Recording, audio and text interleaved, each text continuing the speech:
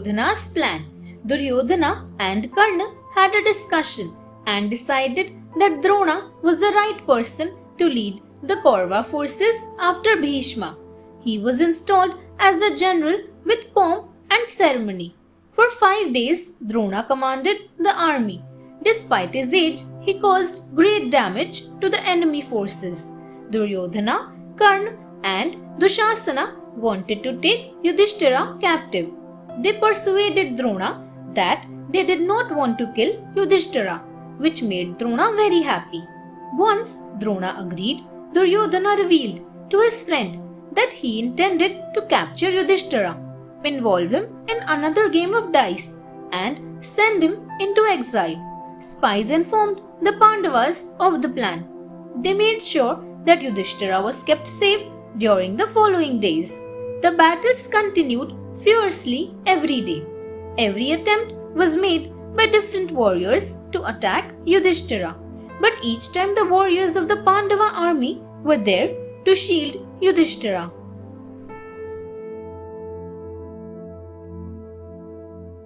Bhagadatta's death.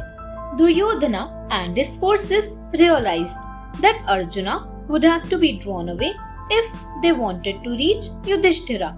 So Susarma, the chief of Trigarta, and his army decided to draw Arjuna by luring him on to kill them. Arjuna placed the safety of Yudhishthira in the hands of Satyajit and Vrikra, princes of Panchala, while he answered the challenge of the Trigartas. Drishtadyumna faced Drona.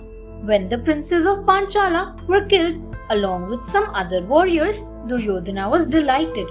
But Karna warned him that Pandavas had been hurt and humiliated by him, and they would not surrender. Bhagadatta, the king of Jyotisha, a friend of the Kauravas, had an elephant, Suprati, famed and feared as a war elephant. Bhagadatta attacked Bhima's chariot and unseated him. Bhima got under the elephant, which gave him immense pain. Beating back Susarma's attack, Arjuna went to aid Bhima. He killed the elephant and Bhagadatta.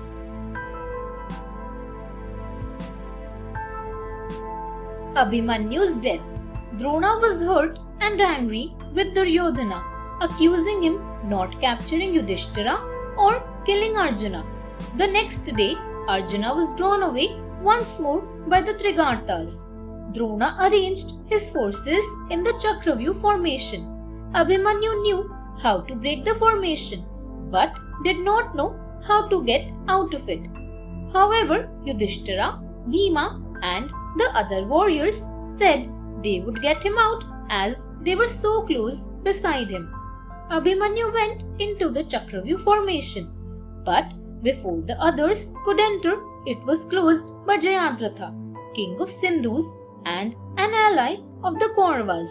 Abhimanyu was caught inside alone among the enemy. He fought valiantly against Drona, Ashwathama, Kripa, Karna, Shakuni, Salya, Dushasana, and others, wounding many of them. They killed his horses and charioteer and broke his weapons. He picked up a wheel of his chariot, whirling it as a weapon, but Dushasana's son finally killed him.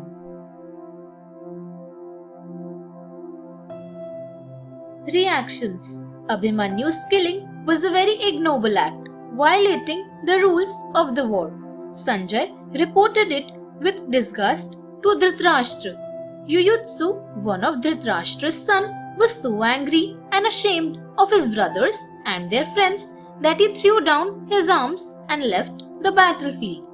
Yudhishthira mourned for Abhimanyu, miserable that it was he who sent him into the Chakravyuh to his death.